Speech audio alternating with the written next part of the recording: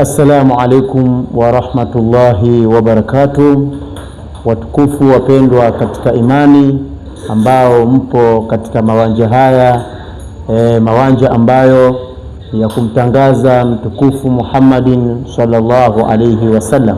Lakini vile vile tumshukuru Mwenyezi Mungu Subhanahu wa Ta'ala, Mwenyezi Mungu ambaye ameweza kutujalia mimi na wewe kufika katika mawanja haya ya dunia, katika mawanja haya, katika harakati zake Mwenyezi Mungu Subhanahu wa Ta'ala. Watukufu katika imani, sisi tumeletwa katika dunia, lakini kikubwa zaidi katika hii dunia tumeletwa kwa ajili ya ibada. Na wengi katika sisi ambao tumeletwa katika maisha yetu haya ya duniani, tunakuaga wingi ni wenye kumsahau Mwenyezi Mungu Subhanahu wa Ta'ala. Lakini mimi vile vile niko katika madarasa hii, madarasa yetu ya Shadhilia. Lakini katika madarasa hii ya Shadhilia, mada ambayo ninapenda kuwapa wapenzi katika imani, Waislamu na wasiokuwa Waislamu ambao tupo katika mawanja haya ya dunia. Wapendwa katika imani, mada ambayo nimependa nizungumzie katika siku hii ya leo ni kuhusu mada ya ndoa. Mada ambayo mada hii ni mada muhimu sana katika maisha yetu ya dunia.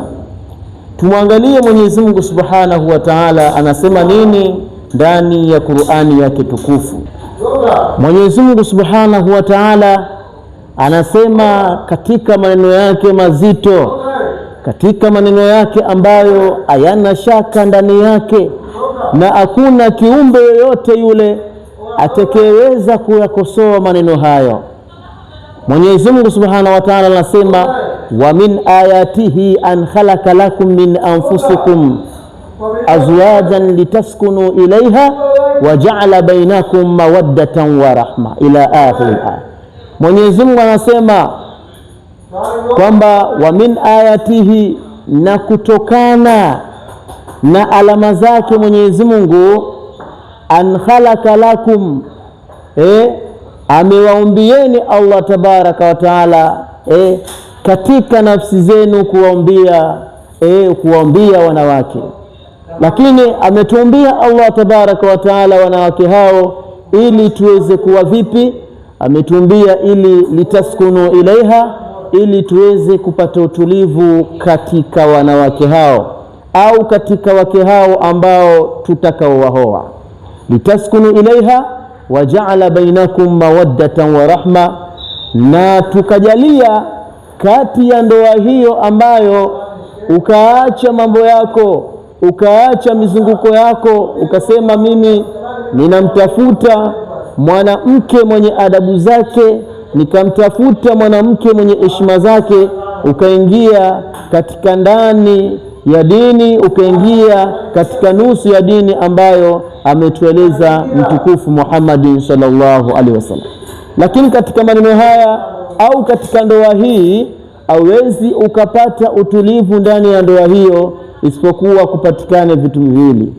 Kitu cha kwanza ambacho ni mawaddatan, papatikane mapenzi, alafu wa rahman, na kusikitikiana, kuwe na huruma katika ndoa. Mwanaume aweze kuwa na huruma kwa mke wake na mke aweze kuwa na huruma kwa mume wake. Basi vitu hivi viwili vikiwa ni vyenye kupatikana katika ndoa, basi ndoa hizo zitakuwa ni zenye kudumu. Kwa sababu gani? Ndoa zetu za sasa tutakapooa ni wiki haifiki ndoa zimeharibika, kwa sababu katika ndoa zetu hatuna mawaddatan, na wala vile vile hatuna rahma, hatuna mapenzi ya kweli. Mume kumpenda mke wake kisawasawa na mke kumpenda mume wake kisawasawa, na kule kusikitikiana, mwanaume kumsikitikia mkewe hawezi, na mwanamke kumsikitikia mume wake. Kwa hiyo haya ni maneno ya Allah tabaraka wa taala. Wale ndugu zangu wapendwa katika imani ambao tumeingia katika ndoa na wale ambao hawajaingia katika ndoa, tuweze kuwa na vitu viwili, mawaddatan wa rahma. Vitu hivi viwili vikipatikana katika ndoa, basi ndoa zetu zitakuwa ni zenye maisha marefu katika maisha yetu, na Mwenyezi Mungu Subhanahu wa Ta'ala vile vile atatupokea ndoa zetu aliyakuwa ndoa hizo ni zenye amani na salama. Kwa hiyo cha kumalizia cha mwisho kabisa, tuchukue hadithi ya Mtume Muhammad sallallahu alaihi wasallam, anasema tanakahu takfuru fa inni ubahi bikumul umam yawm alqiyama, oaneni na mkioana basi katika huko kuoana ili muweze kuja kuwa wengi, ili mimi Mtume Muhammad sallallahu alaihi wasallam nije nijifaharishe siku ya kiyama. Kwa hiyo makusudio ya kuoa na makusudio ya kuolewa, makusudio yake ni nini? Ni kuoana ili muweze kuzaana, ili Mtume Muhammad sallallahu alaihi wasallam aweze kuja kujifaharisha siku ya kiyama. Na kizazi ambacho kinatakiwa katika hiyo ndoa, basi ewe baba, ewe mama, nyinyi ambao mko katika harakati ya kuoana au wale ambao washoana, basi muweze kumwomba Mungu Subhanahu wa Ta'ala aweze kuwajalia kizazi chema. Tuweze kuishia hapa insha Allah. Mada ambayo tutaendelea nayo kipande kingine, tutakuja kuelezea ndoa katika lugha na ndoa katika kisheria insha Allah. Tuchukue huo ujumbe na tuweze kufanyia kazi. Wama adraka ma huna madrasatu Muhammadin sallallahu alaihi wasallam. Wa hadha, assalamu alaikum wal afu wa minkum.